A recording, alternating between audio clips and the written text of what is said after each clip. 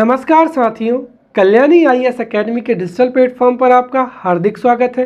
पिछले लेक्चर्स में हमने वर्ण व्यवस्था को बहुत ही अच्छे से पढ़ा एवं समझा था। इस लेक्चर में हम आश्रम व्यवस्था को बहुत ही अच्छे से पढ़ेंगे एवं समझेंगे। तो शुरू करते हैं आश्रम व्यवस्था से। मनुष्य के धार्मिक, आध्यात्मिक, सामाजिक एवं सर्वांगीण विकास के लिए उसे 3 ऋण उतारने होते हैं, 5 महायज्ञ करने होते हैं, 16 संस्कार संपन्न करने होते हैं। इसके साथ ही 4 पुरुषार्थों को धारण करना होता है और इनको संपन्न करने के लिए एक सुव्यवस्थित, सुसंगठित व्यवस्था होती है जो कि इन सब को समय अनुसार क्रमबद्ध तरीके से एवं अपेक्षित रूप से संपन्न कराने के लिए होती है, जिसे आश्रम व्यवस्था कहा जाता है। आश्रम व्यवस्था में एक पुरुषार्थ या एक संस्कार के संपन्न हो जाने के पश्चात दूसरे पुरुषार्थ या दूसरे संस्कार को संपन्न करने के लिए विश्राम स्थल के रूप में आश्रम व्यवस्था होती है, जहां पर अगले संस्कार या पुरुषार्थ के लिए प्रशिक्षित भी किया जाता है। इस तरीके से आश्रम व्यवस्था एक सुसंगठित एवं सुव्यवस्थित व्यवस्था होती है, जिसमें मनुष्य धार्मिक परिक्षेत्र में रहते हुए अपने ऋणों को, महायज्ञों को, संस्कारों को एवं पुरुषार्थों को संपन्न करता है। तो इस तरीके से कह सकते हैं कि आश्रम व्यवस्था एक सुसंगठित, सुव्यवस्थित ढंग से जीवन को जीने का श्रेष्ठ मार्ग प्रदान करती है और यह कुछ निश्चित सिद्धांतों पर आधारित होती है। और इसके तहत जो 3 ऋण हैं, 5 महायज्ञ है, 16 संस्कार है और 4 पुरुषार्थ, इन सिद्धांतों को जीवन में कार्यान्वित करने के लिए आश्रम जो व्यवस्था है, यह योजना शुरू की गई थी। या फिर कह सकते हैं कि आश्रमों को जीवन के अंतिम लक्ष्य, जो कि क्या है, मोक्ष की प्राप्ति के लिए मानव द्वारा की जाने वाली जीवन यात्रा के मध्य के विश्राम स्थल के रूप में माना गया है, जहां पर जब मनुष्य एक पुरुषार्थ को धारण करने के पश्चात दूसरा पुरुषार्थ धारण करता है। उदाहरण स्वरूप यदि वह धर्म पुरुषार्थ के बाद में काम पुरुषार्थ को धारण करेगा, तो काम पुरुषार्थ धारण करने के लिए उसे विश्राम स्थल के रूप में जो है आश्रम व्यवस्था यहाँ पर संचालित होती है। और इसमें विश्राम स्थल में मनुष्य अगले पुरुषार्थ को धारण करने के लिए अपने आप को प्रशिक्षित करता है, अपने आप को योग्य बनाता है। जो आश्रम व्यवस्था है, इसमें संपूर्ण जीवन को 100 वर्षों का माना जाता है और प्रत्येक जो आश्रम व्यवस्था है उसमें 4 अंतरालों पर अर्थात 25-25 वर्ष में 4 आश्रमों की व्यवस्था की गई है, राइट, जो कि ब्रह्मचर्य आश्रम, गृहस्थ आश्रम, वानप्रस्थ आश्रम एवं संन्यास आश्रम है। अब अगर हमें परीक्षा में प्रश्न पूछा जाता है तो उसके लिए हमारे पास में परिभाषा भी होनी चाहिए। तो अब हम यहाँ पर आश्रम व्यवस्था की परिभाषाएं देखेंगे। सबसे पहले हो जाएगी पी.एन. प्रभु के अनुसार। तो पी.एन. प्रभु के अनुसार आश्रम व्यवस्था की परिभाषा है, आश्रम को पड़ाव या विश्राम स्थल कहते हैं। अर्थात आश्रम ऐसा विश्राम स्थल है जहां पर व्यक्ति रुककर अंतिम लक्ष्य अर्थात मोक्ष प्राप्ति हेतु तैयारी करता है। फिर वेदव्यास के अनुसार परिभाषा है कि जीवन के 4 आश्रम व्यक्तित्व के विकास की 4 सीढ़ियां हैं, जिन पर क्रमानुसार चलते हुए व्यक्ति ब्रह्म की प्राप्ति करता है। और ये सबसे उपयुक्त जो है वो परिभाषा मानी जाती है कि जीवन के 4 आश्रम व्यक्तित्व के विकास की 4 सीढ़ियां हैं, जिन पर क्रमानुसार चलते हुए मनुष्य अपने जीवन के अंतिम लक्ष्य अर्थात मोक्ष या ब्रह्म की क्या करता है, प्राप्ति करता है। वहीं डॉक्टर ब्रजनाथ सिंह के अनुसार आश्रम का अर्थ जीवन का वह विभाग है जिसमें मनुष्य प्रयास करता है ताकि वह अपने जीवन के अंतिम लक्ष्य को प्राप्त कर सके। अब हम यहाँ पर आश्रम व्यवस्था का जो अर्थ है उसको समझेंगे। तो आश्रम व्यवस्था का अर्थ जो है यहाँ पर दो रूपों में लिया गया है। पहला तो क्या हो जाएगा कि जो आश्रम व्यवस्था में आश्रम शब्द है और आश्रम शब्द की उत्पत्ति श्रम धातु से हुई है, जिसका अर्थ होता है परिश्रम या प्रयास करना।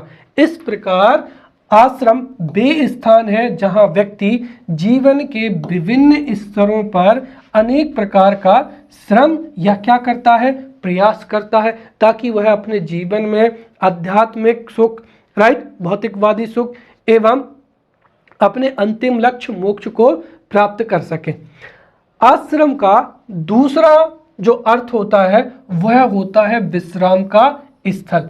लेकिन यहाँ पर विश्राम का मतलब ये नहीं है कि व्यक्ति एक संस्कार को करने के बाद में या एक पुरुषार्थ को धारण करने के बाद में आराम से बैठ जाएगा, नहीं, बल्कि ये विश्राम का स्थल तो है, लेकिन जब वह विश्राम करेगा तो वह आगामी स्तर की यात्रा के लिए क्या की जाती है, तैयारी की जाती है, राइट। तो आश्रम का जो दूसरा अर्थ है वह है विश्राम का स्तर, राइट। और यहाँ पर आश्रम जीवन में एक विश्राम जो स्थल है उसका कार्य है आगामी जो स्तर है, आगामी पुरुषार्थ है, आगामी जो आश्रम है उसके लिए प्रशिक्षित करना, अपने आप को योग्य बनाना। तो इस तरीके से देखें तो जो हिंदू सांस्कृतिक व्यवस्था है उसमें 4 आश्रम माने गए हैं। पहला हो जाएगा ब्रह्मचर्य आश्रम, दूसरा हो जाएगा गृहस्थ आश्रम, फिर वानप्रस्थ आश्रम एवं संन्यास आश्रम में जो पूरी की पूरी आश्रम व्यवस्था है वह विभाजित है। और सभी आश्रमों में व्यक्ति विभिन्न विभिन्न कर्तव्य करता है, विभिन्न विभिन्न धर्मों को धारण करता है, विभिन्न संस्कारों को संपन्न करता है एवं अपने आप को परिष्कृत करता है तथा जीवन का अंतिम जो लक्ष्य है मोक्ष उसको प्राप्त करने का प्रयत्न भी करता है।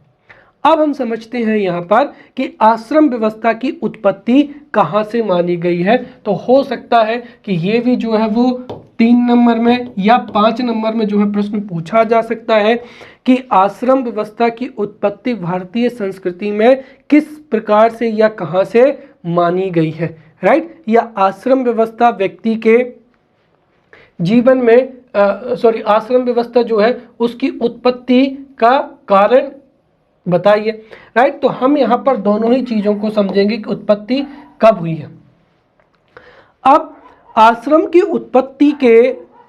उत्पत्ति कब हुई है भारत में, इसको लेकर अभी भी स्पष्ट मत नहीं है, राइट। जो कुछ समाजशास्त्री हैं उनके अनुसार मानना है कि आश्रम व्यवस्था की शुरुआत जो है वो ऋग्वैदिक काल में ही ऋग्वैदिक काल में हो गई थी। लेकिन चूंकि इसके कोई भी प्रमाण नहीं है कि ऋग्वैदिक काल में आश्रम व्यवस्था थी, इस वजह से इस सिद्धांत को या इस थ्योरी को खारिज कर दिया जाता है, राइट। वहीं अगर हम ऋग्वैदिक काल के बाद में उत्तर वैदिक काल की बात करते हैं तो उत्तर वैदिक काल में जो आश्रमों की संख्या है वह है 3 थी, राइट। जिनका क्रम क्या था, गृहस्थ आश्रम था, राइट, उसके बाद में वानप्रस्थ और अंत में क्या था, ब्रह्मचर्य आश्रम था। तो इस तरीके से उत्तर वैदिक काल में आश्रम व्यवस्था तो थी लेकिन उसका क्रम भी क्या नहीं था, सही नहीं था।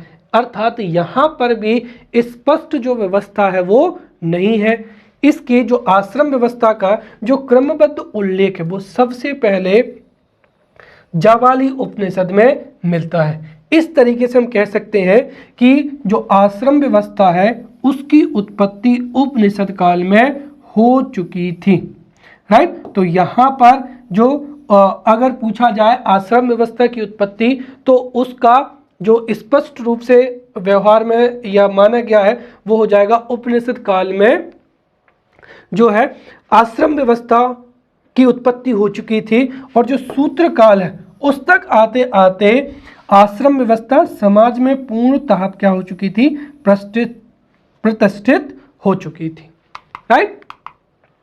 अब हम समझेंगे कि यहाँ पर आश्रम व्यवस्था की अवधारणा क्या है या इसके पीछे कंसेप्ट क्यों है या फिर आश्रम व्यवस्था क्यों जरूरी होती है, राइट।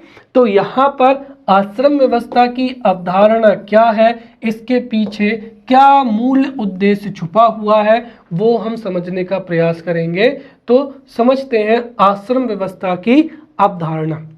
राइट। अब अगर हम देखें मनुष्य का जो जीवन है, मनुष्य का जीवन क्रमबद्ध तरीके से सामाजिक होता है और क्रमबद्ध तरीके से विकसित होता है, और मनुष्य के जीवन का क्रमबद्ध तरीके से विकास हो सके, राइट, वह अपने जीवन में भौतिक सुखों के साथ साथ आध्यात्मिक सुखों का भी आनंद ले सके, राइट, वह अपने इंद्रियों की संतुष्टि भी कर सके, तो अपनी मन की शांति भी प्राप्त कर सके और अंततः उसको मोक्ष की प्राप्ति भी हो सके। इसके लिए 4 पुरुषार्थ जो है वो भारतीय संस्कृति में निर्धारित है। जैसे क्या हो जाएगा, धर्म, फिर अर्थ हो जाएगा, काम और मोक्ष जो है ये किसी भी व्यक्ति के अंतिम उद्देश्य या इनको ही धारण करने वाले लक्ष्य माने गए हैं, और इन लक्ष्यों की प्राप्ति के लिए मनुष्य क्या होता है, प्रयासरत होता है।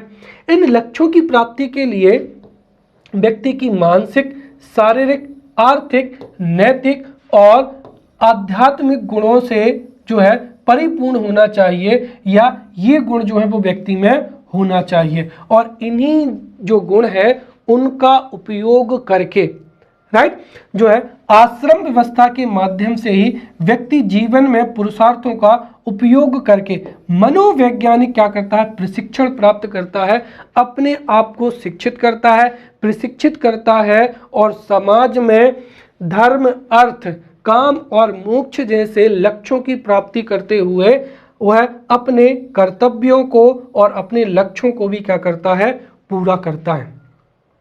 राइट। इसके साथ ही अब अगर हम देखें तो ये जो 4 लक्ष्य हैं, धर्म, अर्थ, काम और मोक्ष, राइट, ये इनकी जो है प्रकृति एक समान नहीं होती है। इसके साथ ही इसके लिए विशेष प्रशिक्षण की भी आवश्यकता होती है। इसीलिए आश्रम व्यवस्था में जो है, आश्रम व्यवस्था में एक विश्राम काल की जो है विश्राम काल की व्यवस्था की गई है, जहां पर व्यक्ति कुछ समय के लिए रुकता है, मनोवैज्ञानिक तरीके से प्रशिक्षण प्राप्त करता है, और उसके बाद में अगली जो है वो स्तर के लिए प्रयत्नशील हो जाता है। तो इस प्रकार से स्पष्ट होता है कि आश्रम व्यवस्था हिंदू जीवन को 4 स्तरों में विभाजित करके व्यक्ति को आगामी जीवन के लिए इस प्रकार तैयार करती है जिससे वह अपने सभी कर्तव्यों अर्थात उसके 4 पुरुषार्थ धर्म, अर्थ, काम और मोक्ष और दायित्वों को क्रमबद्ध रूप से पूरा करते हुए जीवन का जो अंतिम लक्ष्य है, राइट, ब्रह्म की प्राप्ति या परम आनंद या मोक्ष को प्राप्त कर सके। तो ये यहाँ पर आश्रम व्यवस्था का मूल उद्देश्य है, या आश्रम व्यवस्था प्रारंभ होने की क्या है, अवधारणा है। राइट। अब हम यहाँ पर आश्रम व्यवस्था के जो मुख्य उद्देश्य हैं उनको समझेंगे। दरअसल इतनी देर में मैंने आपको जितना भी बताया है, अगर उसको ही हम संक्षिप्त में क्रमबद्ध तरीके से देखें तो वही क्या होंगे, आश्रम व्यवस्था के उद्देश्य होंगे। तो यहाँ से भी जो है 5 नंबर का प्रश्न पूछे जाने की संभावना है कि आश्रम व्यवस्था के उद्देश्य क्या है। तो हम आश्रम व्यवस्था के उद्देश्य देखेंगे। राइट। जो आश्रम व्यवस्था का मुख्य उद्देश्य तो यही है कि व्यक्ति का धार्मिक, आध्यात्मिक, सामाजिक एवं सर्वांगीण विकास किया जाए, अर्थात उसके व्यक्तिगत जीवन को श्रेष्ठ बनाकर सामाजिक व्यवस्था को और अधिक आदर्शात्मक रूप दिया जाए।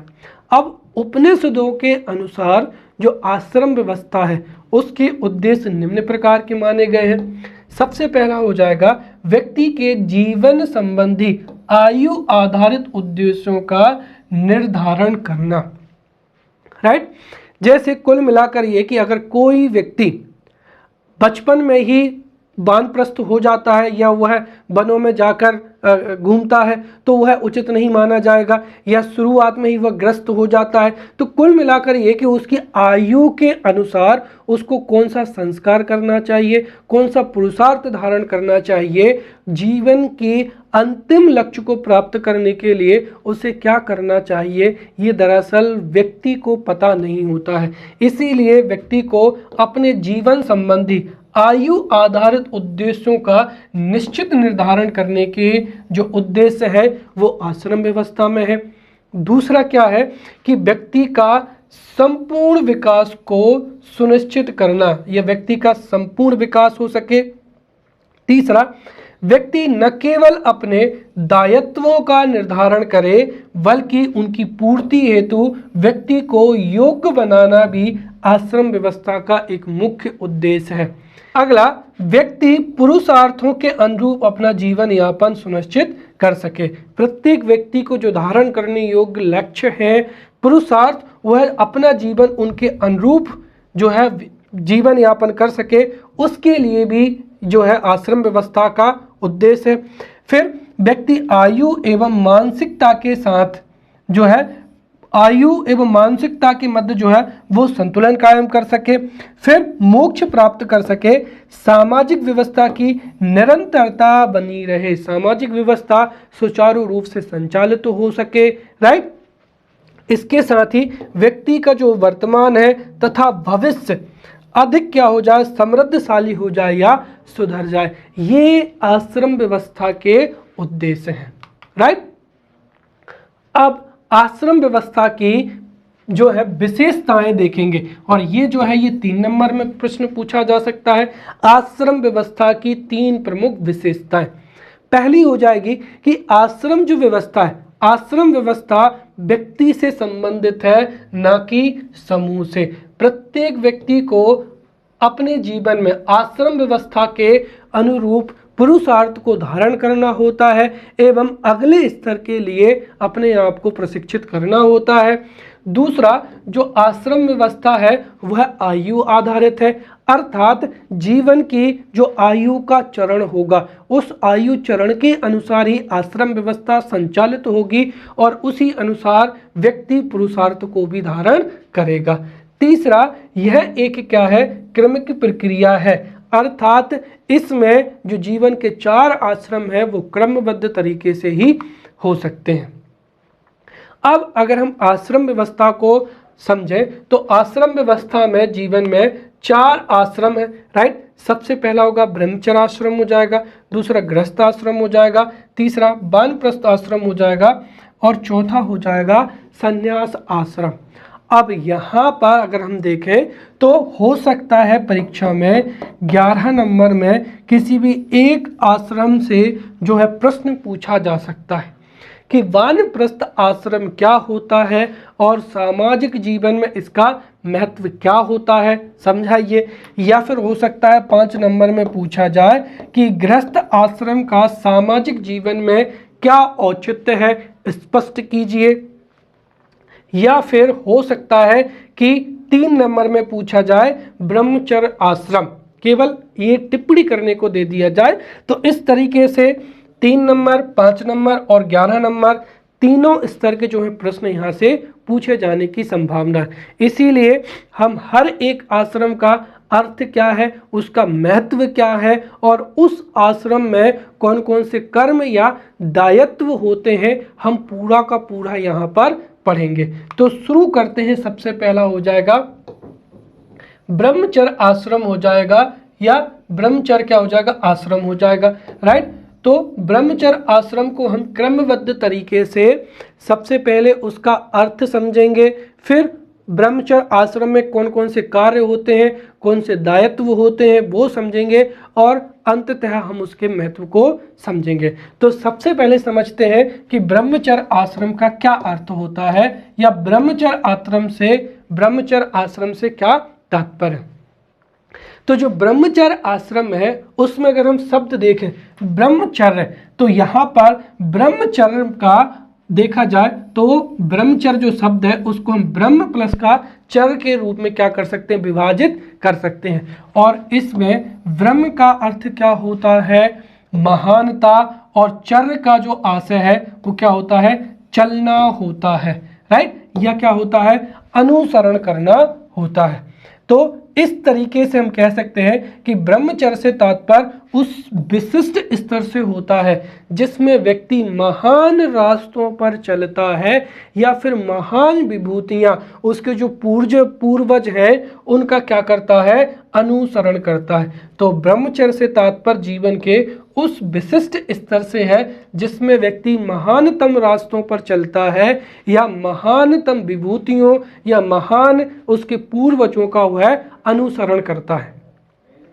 इस आश्रम में इसका जो मूल उद्देश्य है या केंद्रीय उद्देश्य है वह है व्यक्ति का शारीरिक विकास, मानसिक विकास तथा आध्यात्मिक विकास। इसलिए देखा जाए तो जो ब्रह्मचर्य आश्रम है वो बहुत ही महत्वपूर्ण माना जाता है, जो कि व्यक्ति को शारीरिक रूप से, मानसिक रूप से एवं आध्यात्मिक रूप से उन्नत करता है, राइट। और इस आश्रम में नियम संयम से रहते हुए, राइट, तब तपस्या करना पड़ता है, अध्ययन करना पड़ता है, अर्थात ब्रह्मचारी का जो है ज्ञान अर्जन करना चढ़ता है। तो तप तपस्या नियम संयम द्वारा ब्रह्मचारी के रूप में अध्ययन करना होता है, राइट। इसके साथ ही जो ब्रह्मचारी है वो अपने आप को अगले जीवन के लिए या गृहस्थ आश्रम के लिए क्या करता है, तैयार करता है। इस तरीके से जो कर्म क्षेत्र है, कर्म क्षेत्र का प्रथम शिक्षण जो है वो ब्रह्मचर्य आश्रम में ही प्राप्त होता है। अब ये आश्रम के बारे में कुछ जानकारी देखते हैं। ये जो ब्रह्मचर्य आश्रम है इसकी समयावधि शुरू होती है बाल अवस्था से 25 वर्ष। या हम कह सकते हैं कि जैसे ही व्यक्ति का उपनयन संस्कार होता है या यज्ञोपवीत संस्कार होता है या फिर व्यक्ति जैसे ही जो है यज्ञोपवीत को धारण करता है वह ब्रह्मचर्य आश्रम में प्रवेश कर जाता है। और पिछली क्लास में मैंने आपको जो उपनयन संस्कार था उसमें बताया था कि हर वर्ण के लिए जो है उपनयन धारण करने की आयु भी अलग अलग बताई गई है। जैसे यदि कोई बालक ब्राह्मण वर्ग का है तो वह 8 वर्ष की आयु में, ब्राह्मण वर्ग के लिए 8 वर्ष की आयु, क्षत्रिय बालक है तो वह 11 वर्ष की आयु में, और वैश्य वर्ण का बालक है तो वह 12 वर्ष की आयु में यज्ञोपवीत को धारण कर सकता है। अर्थात इन आयु के आधार पर व्यक्ति जो है वो ब्रह्मचर्य आश्रम में प्रवेश कर जाएगा। और वहीं अगर हम शूद्र की बात करें तो शूद्रों को यज्ञोपवीत धारण करना वर्जित था, इसीलिए जो उपनयन संस्कार है उनके लिए पृथक से रखा जाता था और उनको ब्रह्मचर्य का जो कार्यपालन था उनसे मुक्त रखा जाता था, राइट। ये यहाँ पर हमने ब्रह्मचर्य आश्रम का अर्थ एवं कैसे संचालित होता है वो समझा।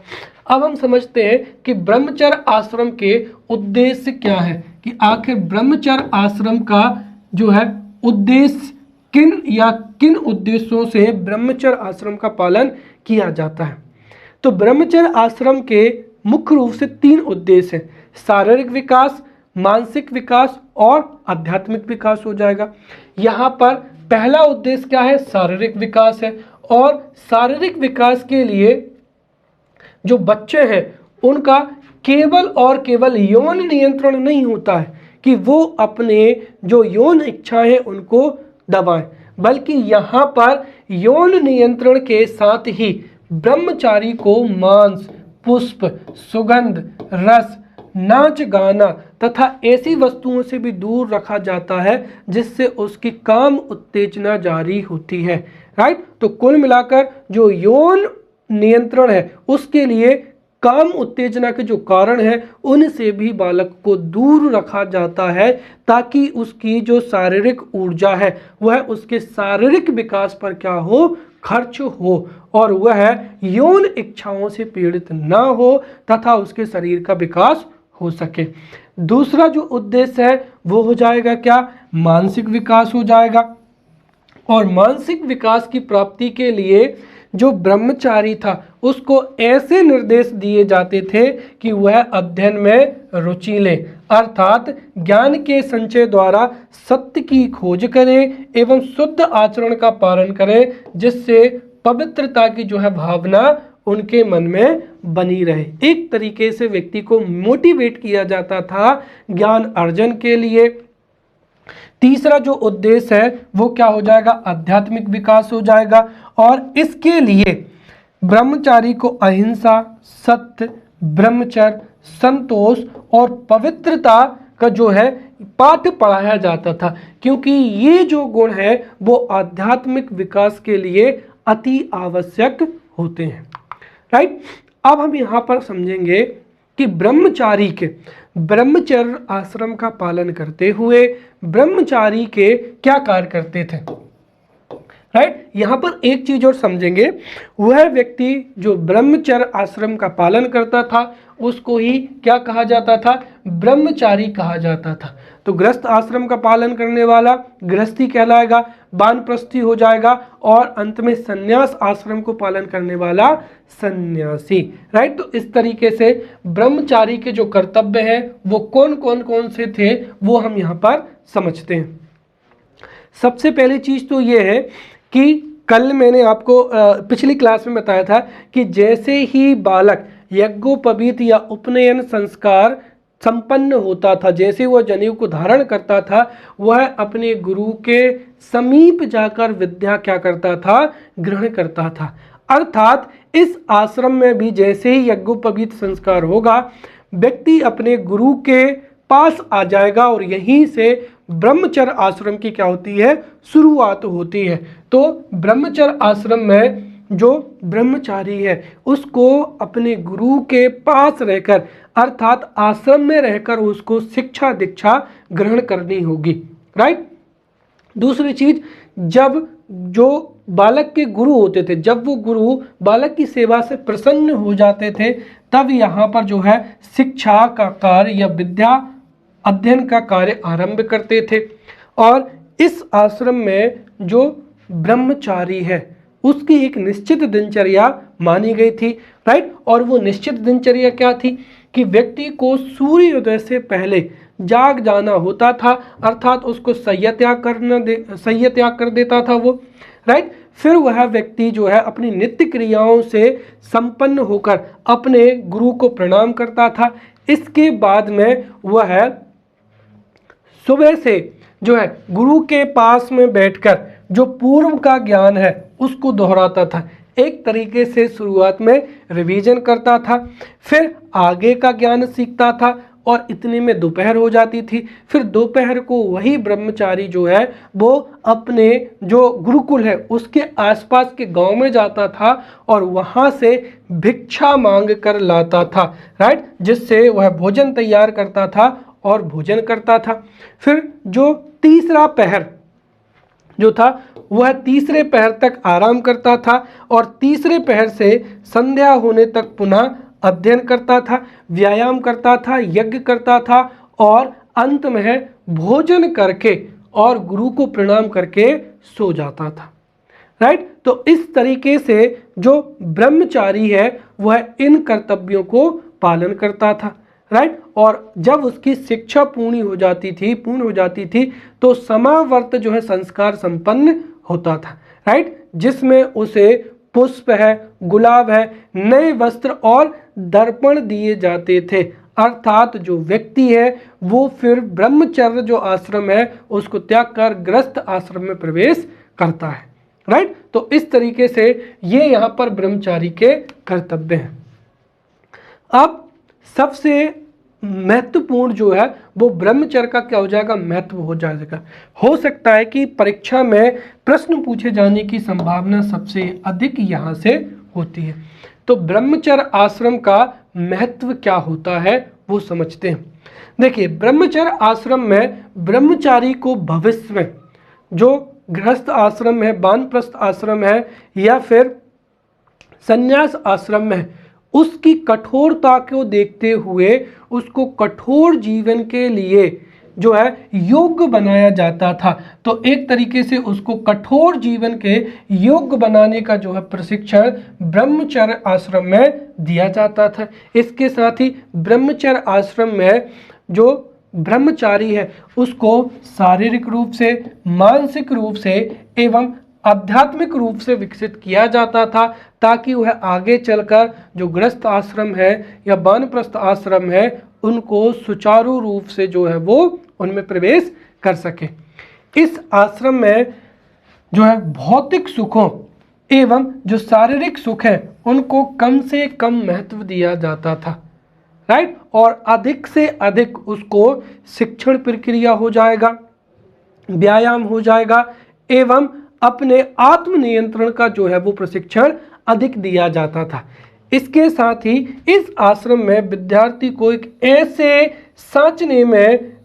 सांचे में ढालने का कार्य किया जाता था जिससे वह बालक या ब्रह्मचारी आत्म संयम सीख सके, अपनी इंद्रियों पर नियंत्रण करना सीख सके, उसके चरित्र का निर्माण हो सके, उसकी आध्यात्मिक उन्नति हो सके और वह एक योग्य सामाजिक व्यक्ति बन जाए। और ब्रह्मचर्य आश्रम के महत्व को देखते हुए यहाँ पर बीपी काणे ने कहा है कि ब्रह्मचर्य में व्यक्ति को अनुशासन एवं संकल्प के अनुसार रहना पड़ता था। उसे अतीत से साहित्यिक भंडार का ज्ञान प्राप्त करना पड़ता था।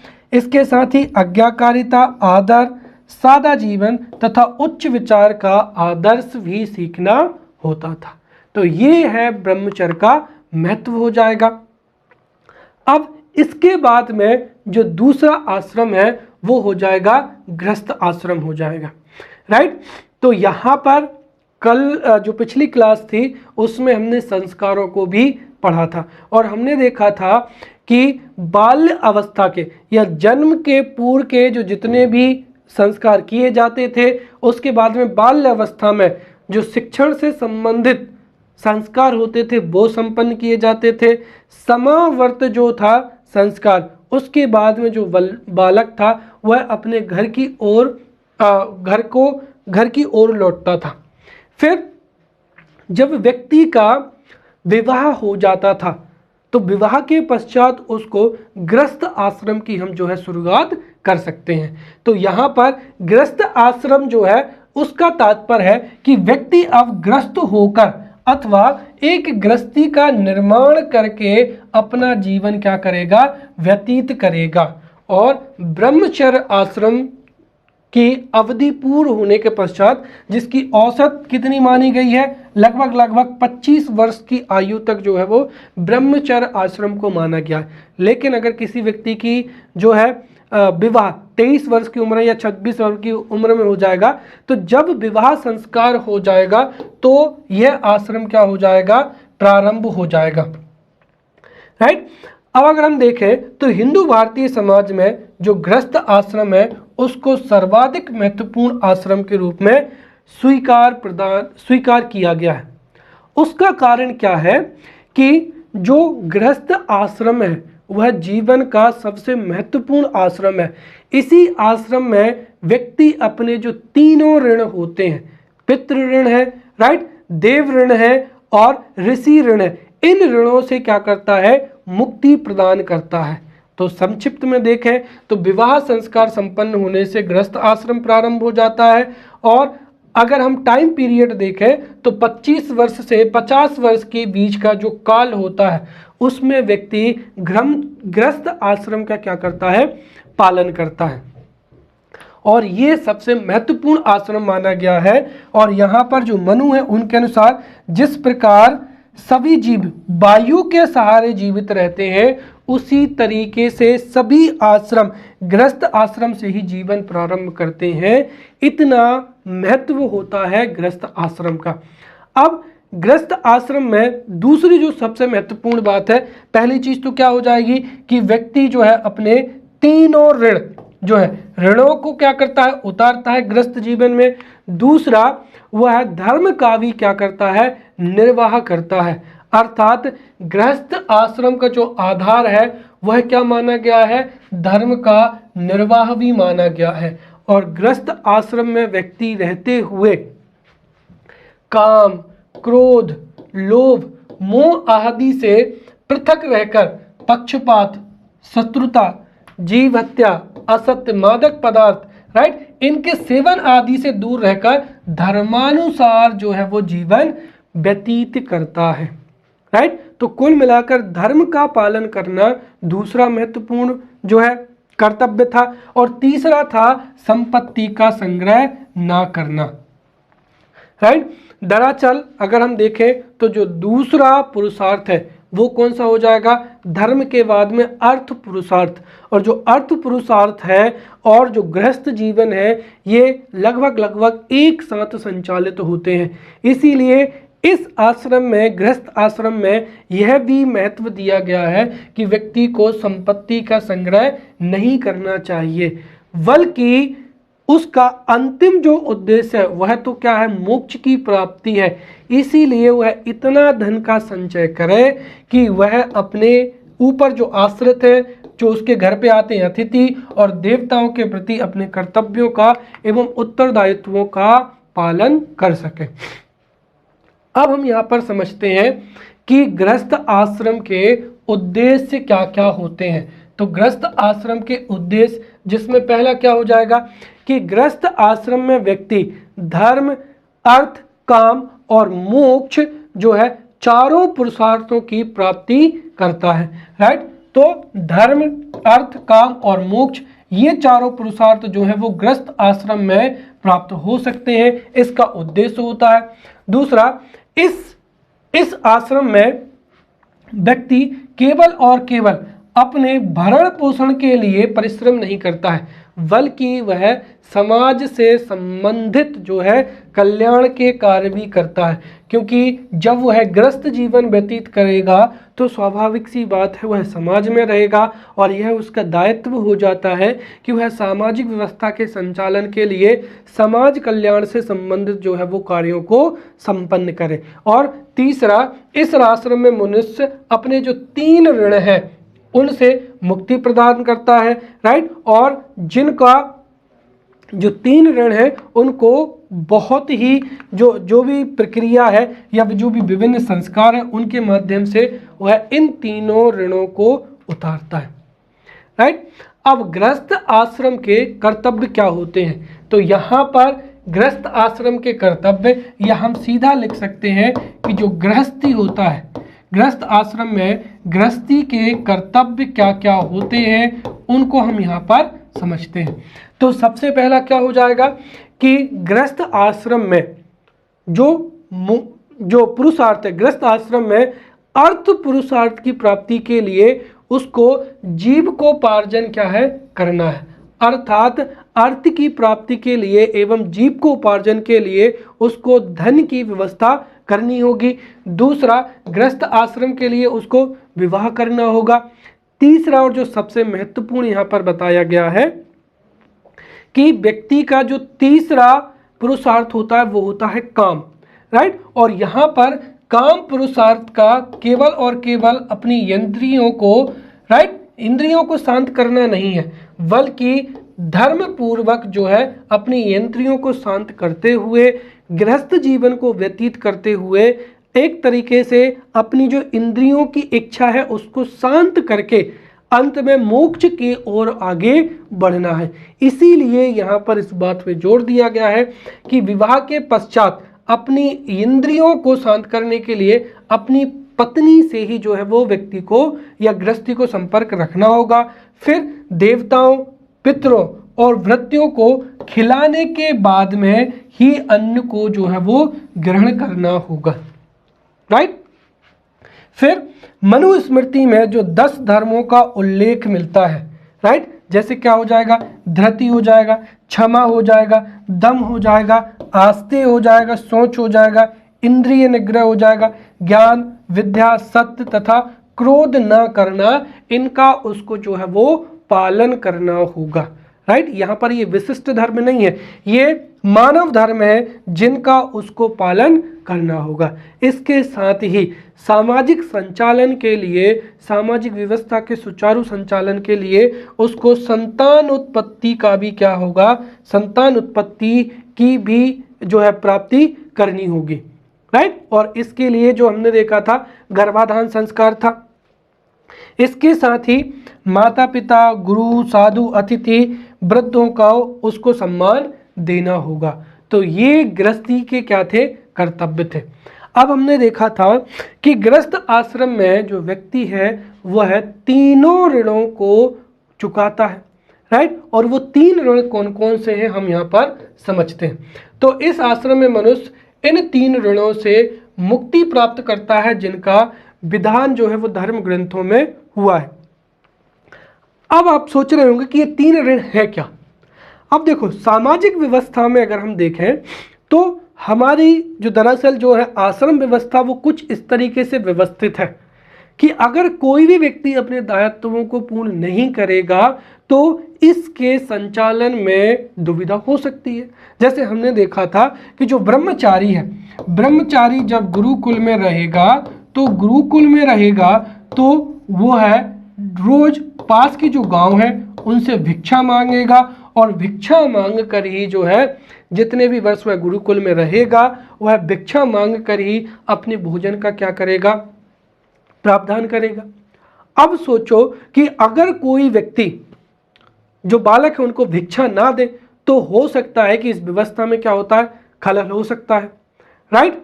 या फिर हो सकता है कि जो गुरुकुल है, अब गुरुकुल में अगर कोई भी व्यक्ति जो है वो ऋषि मुनियों की आज्ञा का पालन ना करे, राइट, तो जरूरी सी बात है, इस बात के दायित्व भी तो होना चाहिए कि जो ऋषि मुनि है हमें उनका भी क्या करना है, धन्यवाद देना है, राइट। और सबसे अंत में दरअसल आश्रम व्यवस्था में व्यक्ति जो है वानप्रस्थ आश्रम में अपना पूरा जीवन जो है वो वन में व्यतीत करेगा, राइट, अर्थात प्रकृति से बहुत कुछ ग्रहण करता है। तो प्रकृति को लौटाना भी क्या है, एक तरीके से लौटाने का दायित्व भी बनता है।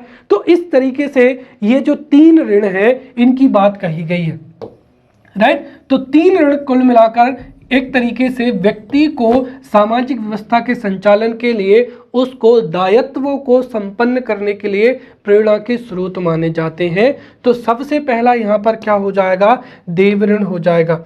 देव ऋण का सीधा सा मतलब क्या होता है कि वह व्यक्ति, राइट, वो जो भी व्यक्ति है, राइट, जो भी गृहस्थी है, राइट, जो भी ग्रस्त व्यक्ति है, जाहिर सी बात है वह ब्रह्मचर्य का पालन करने के पश्चात जो है ग्रस्त जीवन व्यतीत कर रहा है।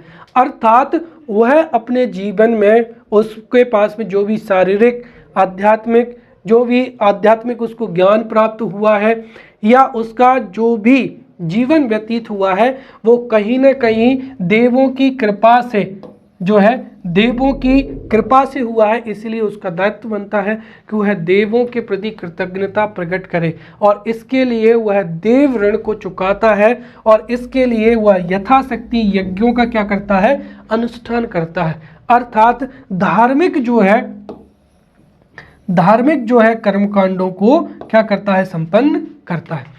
दूसरा हो जाएगा ऋषि ऋण हो जाएगा। तो वह विधि पूर्वक जो है वो वेदों का अध्ययन करने के पश्चात ऋषि ऋण से मुक्ति मिल जाती है और ये एक बहुत ही अच्छी व्यवस्था है, राइट। क्या होता था कि उस समय पे डिजिटल बुक्स तो होती नहीं थी और ना ही किताबें होती थी, इसीलिए जो भी गुरु होता था वो उसके जितने भी जो चतुर एवं कुशल शिक्षक होते थे उनको एक तरीके से उनसे ऋषि ऋण के लिए गुरु दक्षिणा लेता था और बदले में गुरु दक्षिणा में उनको जो है पूरे के पूरे वेद कंठस्थ याद करा देता था ताकि वो जो वेद है वो अगली पीढ़ी में हस्तांतरित हो सके। इसी वजह से तो आपने सुना होगा चतुर्वेदी, जो बालक 4 वेदों को याद करने में कुशल हुआ वो कहलाया चतुर्वेदी, जिसने 3 वेद याद कर लिए वो त्रिवेदी, जिसने 1 वेद याद कर लिया वो क्या हो गया, द्विवेदी हो जाएगा, राइट। तो एक तरीके से बालक जब वेदों का अध्ययन करेगा और उन वेदों को पीढ़ी दर पीढ़ी जो वैदिक ज्ञान है उसको आगे बढ़ाएगा तो इससे क्या होगा, ऋषि ऋण से उसको मुक्ति मिल जाएगी। तीसरा हो जाएगा पितृ ऋण हो जाएगा, राइट। दरअसल हमारे संस्कारों में यहाँ पर जो है हमारे जीवन में जो है जो गर्भाधान संस्कार है या विवाह संस्कार है उसको भी महत्व दिया गया है। इसीलिए अगर वह संतान उत्पन्न कर लेगा तो वह पितृऋण, राइट, क्योंकि उसका जीवन जो है वो उसको पिता की वजह से ही प्राप्त हुआ है तो वह पितृऋण से क्या हो जाएगा, मुक्त हो जाएगा। वैसे ही ग्रस्त आश्रम में 5 महायज्ञ भी किए गए हैं, राइट, और इन 5 महायज्ञों का भी अनुष्ठान करना पड़ता है ताकि जो लौकिक एवं परलौकिक सुख है एवं शांति है वह उसको प्राप्त हो सके। राइट, इसमें से सबसे पहला क्या हो जाएगा, ब्रह्म यज्ञ हो जाएगा। ब्रह्म यज्ञ में वेदों का अध्ययन किया जाता है और इस यज्ञ के माध्यम से व्यक्ति प्राचीन विद्वान ऋषियों के प्रति अपनी कृतज्ञता स्थापित करता है।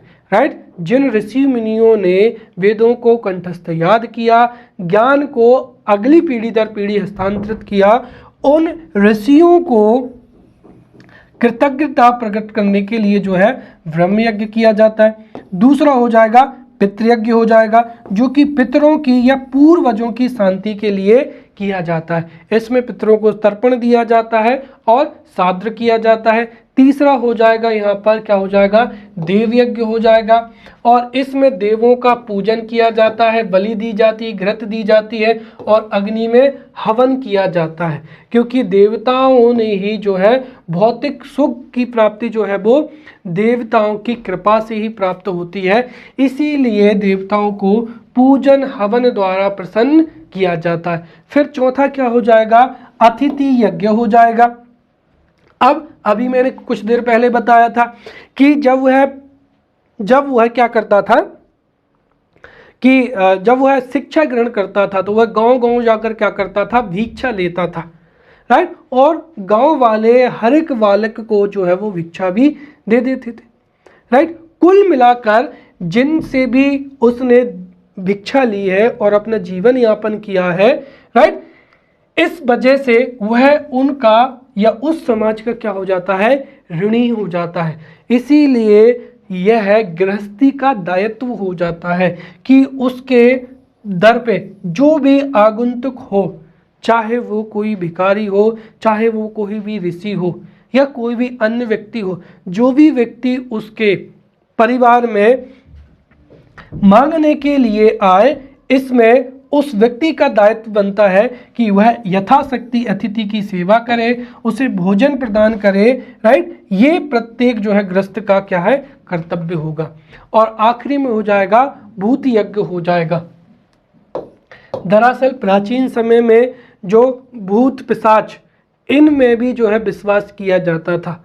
राइट, और इसके साथ ही अगर हम देखें तो मैंने बताया था कि जो व्यक्ति है वह प्रकृति से बहुत कुछ लेता है, इसीलिए उस व्यक्ति की भी जिम्मेदारी बनती है कि वह समस्त प्राणियों को जो है अपने समस्त प्राणियों के प्रति अपनी कृतज्ञता प्रकट करे और इसके लिए वह बलि प्रदान करता था। यहाँ पर बलि से तात्पर्य ये नहीं कि किसी जीव जंतु को जो है मांस दिया जाता था, बल्कि बलि क्या हो जाएगा, भोजन हो जाएगा। तो यहाँ पर वह व्यक्ति क्या करता था, बलि भोजन जो है उसको 4 भागों में विभाजित करके चारों दिशाओं में क्या कर देता था, छोड़ देता था पशु पक्षियों के लिए, और पशु पक्षी उस भोजन बलि को ग्रहण कर लेते थे। तो एक तरीके से यहाँ पर प्रकृति के प्रति जो दायित्व है उसकी भी पूर्ति हो जाएगी। इसके साथ ही जो भी भूत प्रेत थे वह भी इससे क्या होते हैं, उनको संतुष्ट किया जाता है। अब अंत में हम यहाँ पर जो है गृहस्थ आश्रम के महत्व को समझते हैं। जो जितने भी आश्रम हैं, जैसे ब्रह्मचर्य आश्रम हो जाएगा, वानप्रस्थ आश्रम हो जाएगा और संन्यास आश्रम हो जाएगा, तीनों में व्यक्तिक हितों एवं लक्ष्यों की प्राप्ति के लिए अधिक प्रयत्नशील रहता है। ब्रह्मचर्य में वह शिक्षा जो है वो ग्रहण करता है, इसके लिए प्रयत्नशील होता है। वानप्रस्थ में वह अपने इंद्रियों पर विजय पाने के लिए वनों में जाकर निवास करता है और संन्यास आश्रम में वह सन्यासी की प्रति जीवन व्यतीत करता है एवं मोक्ष की प्राप्ति के लिए क्या होता है, प्रयत्नशील रहता है। किंतु गृहस्थ आश्रम ही एकमात्र ऐसा आश्रम होता है जिसमें व्यक्ति व्यक्तिगत हितों के साथ साथ समाज के हितों, समाज कल्याण तथा समाज निरंतरता को बनाए रखने के लिए कार्य करता है और इसके लिए वह 3 ऋणों को चुकाता है। देव ऋण हो जाएगा, राइट, जो कि हमने यहाँ पर पढ़ा है, राइट, देव ऋण हो जाएगा, ऋषि ऋण हो जाएगा और पितृ ऋण हो जाएगा। उसके साथ ही 5 महायज्ञों को भी क्या करता है, संपन्न करता है, राइट। और दूसरा और जो सबसे बड़ा महत्वपूर्ण ये है कि देखिए यहाँ पर यदि व्यक्ति यदि व्यक्ति गृहस्थ जीवन में नहीं रहेगा, अर्थात एक सन्यासी को जो है ईश्वर की पूजा पाठ करना, राइट, या धर्म का पालन करना एक सन्यासी को बहुत ही, हम कह सकते हैं, अपेक्षाकृत आसान होता है। परंतु संसार को अगर हम देखें तो यहाँ पर व्यक्ति संसार को त्याग दे, स्वच्छंद एवं शांत जीवन व्यतीत कर वो जो है ईश्वर की उपासना कर सकता है, पूजा पाठ कर सकता है, और ये अपेक्षाकृत क्या है, आसान है। लेकिन अगर वह गृहस्थ जीवन को जिए, राइट, तो वह सांसारिक एवं भौतिक जीवन में रहते हुए अपने दायित्वों को पूरा करता चला जाए, अपने कर्तव्यों को महत्व दे, अपने ऋण चुकाए, राइट, महायज्ञ करे, और इसके साथ साथ वह धर्मनिष्ठ होकर धर्म अर्थ काम मोक्ष की प्राप्ति के लिए प्रयास भी करे। इसीलिए जो जितने भी सभी आश्रम हैं उन आश्रम की तुलना में जो गृहस्थ आश्रम है वो श्रेष्ठ माना गया है, क्योंकि यहाँ पर वास्तविक रूप से क्या होता है, स्ट्रगल होता है। व्यक्ति अपने कर्तव्यों को, सामाजिक दायित्वों को भी पूरी करता है और अपने लक्ष्यों की प्राप्ति के लिए भी प्रयासरत रहता है। अब हम तीसरा आश्रम जो कि क्या है, वानप्रस्थ आश्रम है, इसको पढ़ेंगे। तो वानप्रस्थ आश्रम है, ये भी जो है 11 नंबर में पूछा जा सकता है। तो वानप्रस्थ आश्रम का अर्थ, उसके वानप्रस्थ आश्रम में कर्तव्य, दायित्व एवं महत्व तीनों को हम समझेंगे। सबसे पहली चीज यहाँ पर वानप्रस्थ आश्रम से तात्पर्य है कि वन की ओर क्या करना, गमन करना। अर्थात जो वानप्रस्थ आश्रम है, इसमें से वानप्रस्थ का जो है अर्थ होता है वन की ओर गमन करना। अर्थात जब व्यक्ति ब्रह्मचर्य आश्रम में जो है ब्रह्मचारी का जीवन व्यतीत करता है, फिर गृहस्थ आश्रम में वह रहकर जो है गृहस्थ जीवन को व्यतीत करता है और वह धर्म अर्थ काम एवं मोक्ष की प्राप्ति के लिए प्रयत्न होता है। क्योंकि जब वह गृहस्थ आश्रम जीता है तो वह अपने सामाजिक दायित्वों की पूर्ति के लिए भी जो है प्रयासरत होता है, और इसी वजह से हो सकता है कि वह इंद्रियां उसके नियंत्रण में ना हो। इसीलिए यहाँ पर जो है वानप्रस्थ आश्रम का प्रावधान किया गया है, और इस आश्रम में 50 वर्षों के पश्चात, राइट, ऐसा माना जाता है कि जैसे ही जनेऊ संस्कार होता है तो क्या हो जाता है, ब्रह्मचर्य आश्रम प्रारंभ हो जाता है।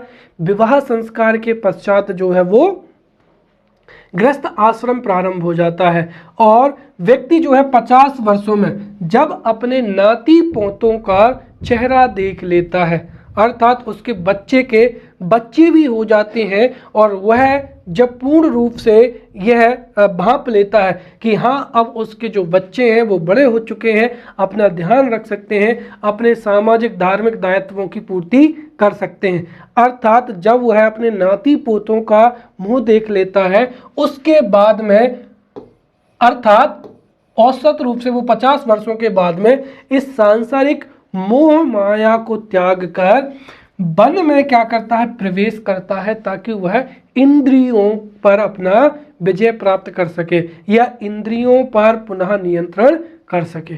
क्यों? क्योंकि अगर उसको मोक्ष की प्राप्ति करनी है तो इंद्रियों पर नियंत्रण होना बहुत ही जरूरी है। अब पीवी काने ने यहाँ पर कहा है कि 50 वर्ष की लगभग अवस्था हो जाने के पर व्यक्ति जो है संसार के सुख तथा वासनाओं की भूख से क्या होता है, ऊब उठता है।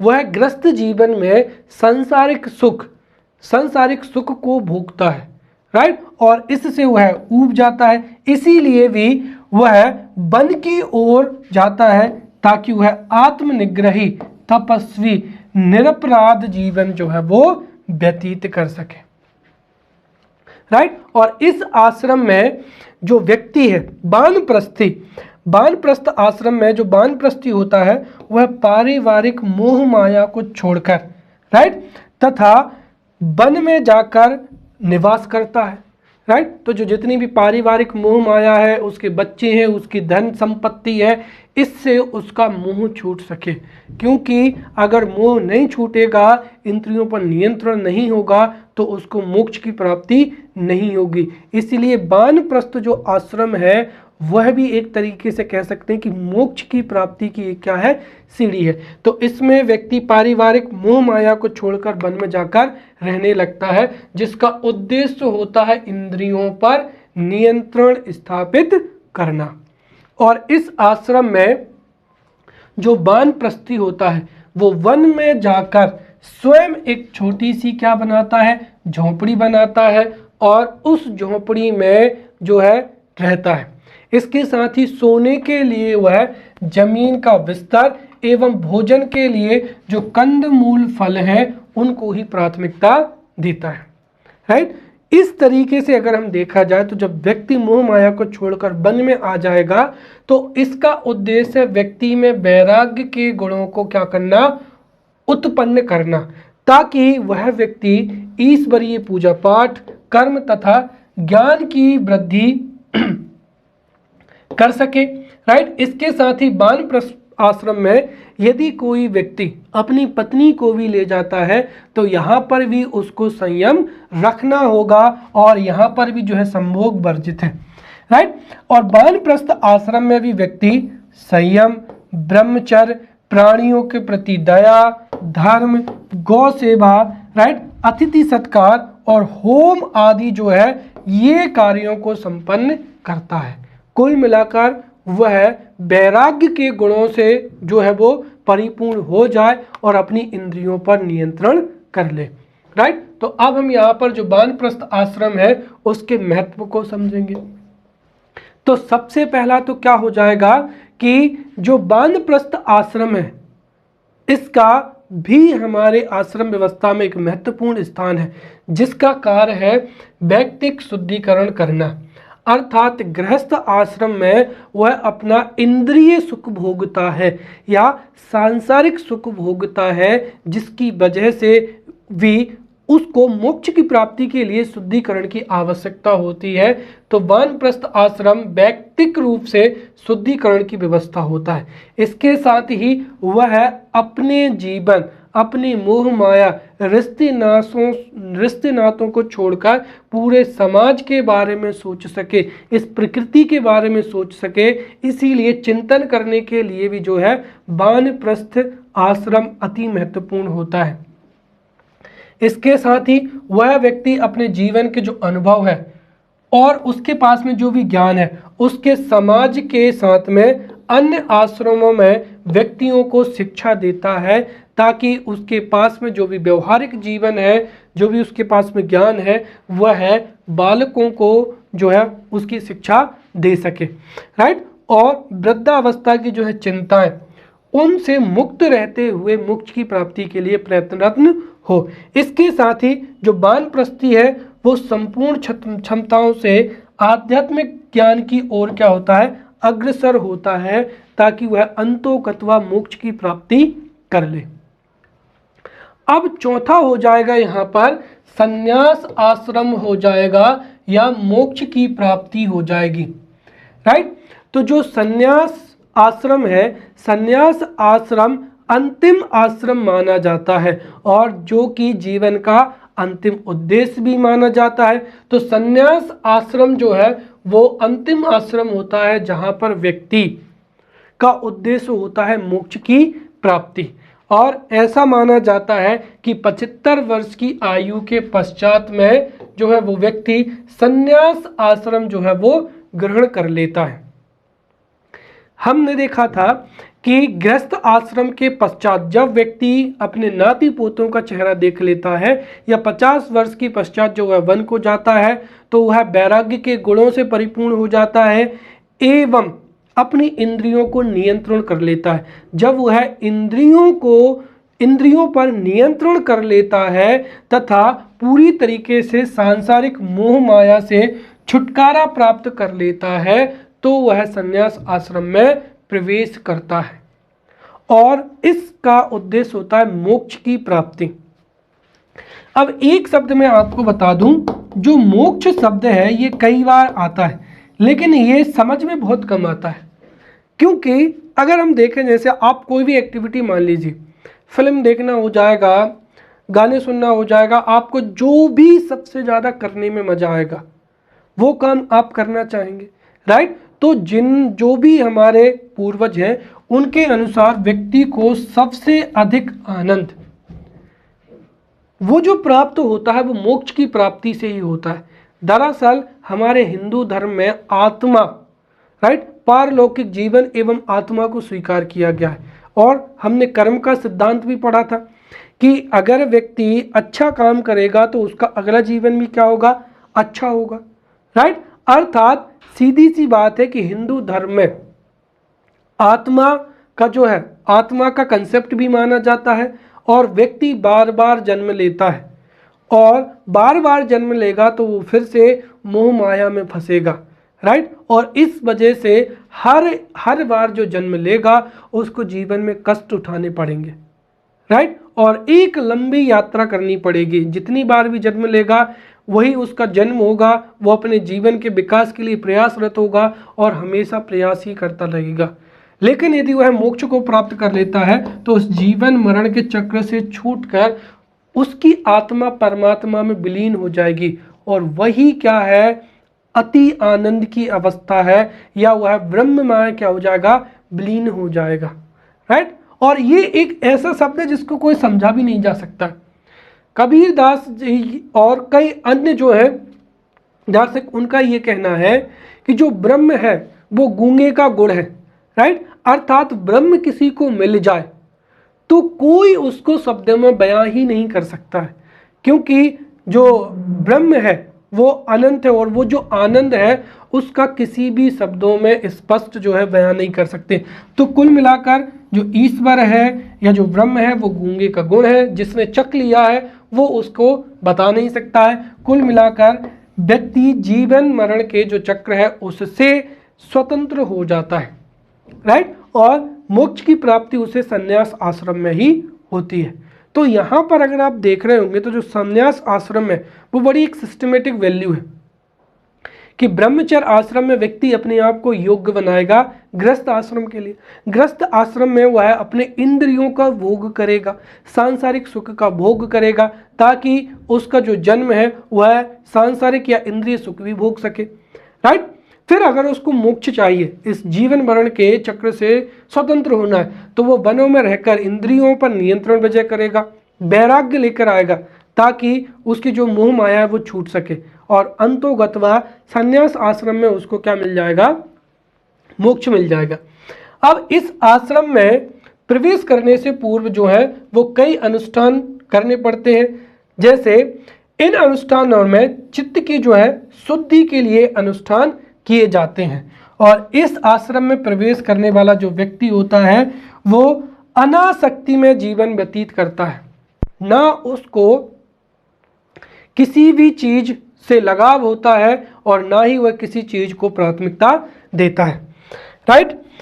सन्यासी बनने के पश्चात व्यक्ति को किसी एक निश्चित स्थान पर जो है रहता है एवं अपने पास में कोई भी वस्तु को धारण भी नहीं करता है, पूरी तरीके से भिक्षा मांगता है एवं उदर पूर्ति करता है। वानप्रस्थ में वह कुटिया बनाकर जमीन पर सोकर अपना जीवन व्यतीत करता था, लेकिन इसमें जो है ना तो वह किसी एक स्थान पर रहेगा, राइट, और ना ही अपने पास में कोई वस्तु रखेगा। इसके साथ ही जो अपनी उदर पूर्ति के लिए जो है भिक्षा मांगेगा और सबसे महत्वपूर्ण चीज ये है कि भिक्षा भी उतनी ही मांगेगा जिससे उसकी भूख शांत हो जाए या उसको ऊर्जा मिल जाए।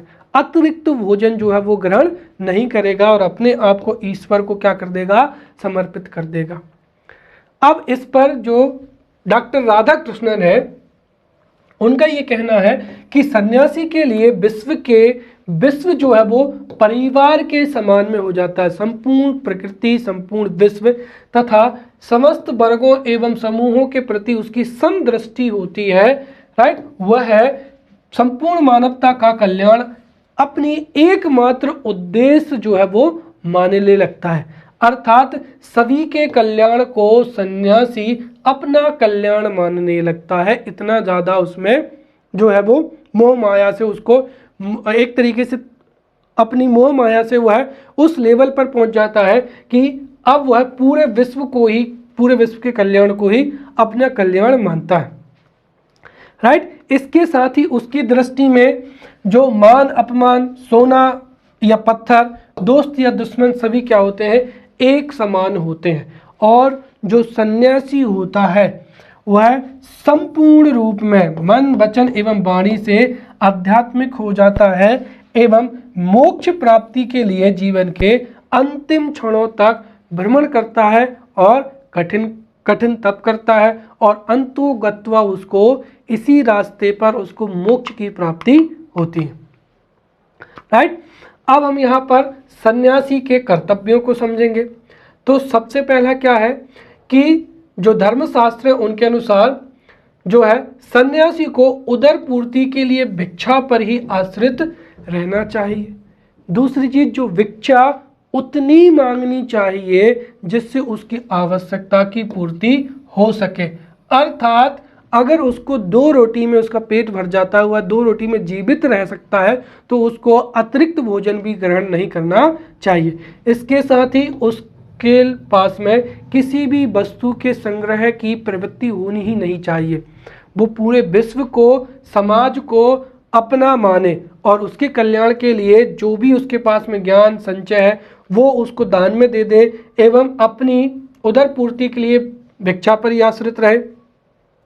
और जो उदर पूर्ति है वो प्राण की रक्षा के उद्देश्य से करे। राइट। मोटे वस्त्र धारण करे और वृक्ष की छाया में रात्रि व्यतीत करे। अब हम समझते हैं सन्यास आश्रम का महत्व। राइट। तो सन्यास आश्रम का महत्व क्या है वो समझते हैं।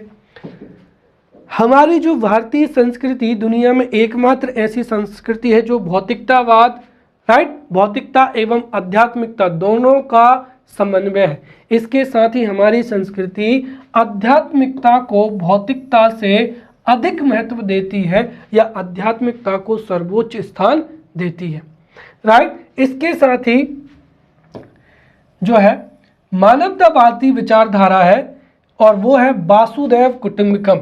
राइट। और इन आश्रम से या जो सन्यासी आश्रम है उससे वासुदैव कुटुंबकम की जो विचारधारा है उसको भी बल मिलता है। इसके साथ ही जो सन्यासी व्यक्ति है वह व्यक्ति सभी को अपना समझकर जो है मानवता की शिक्षा देता है कि मानव धर्म ही सबसे परम धर्म है। इसके साथ ही जो सांसारिक मोह माया है, राइट, तथा भौतिक जो जीवन है और अभौतिक जो वस्तुएं हैं उसका परित्याग कर एकमात्र लक्ष्य मोक्ष की प्राप्ति के लिए परमेश्वर की जो है आराधना, इसका संदेश जो है वो सन्यास आश्रम देता है या सन्यासी देता है।